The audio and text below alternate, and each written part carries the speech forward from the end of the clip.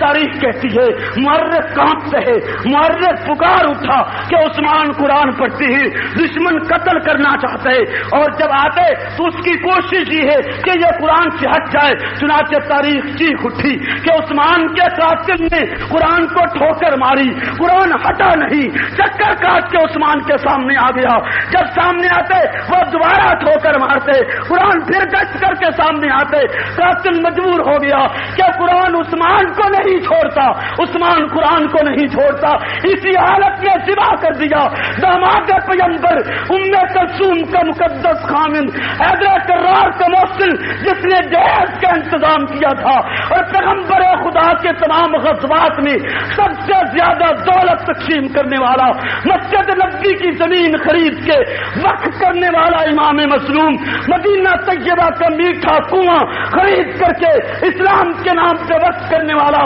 اور پیاسی حالت میں جب ذبح ہوتے تو قرآن کریم کے لفظوں پہ عثمان کے لہو کے قطرات آئے، فَسَيَكْفِيكَهُمُ اللَّهُ، اللہ تجھے کافی ہے،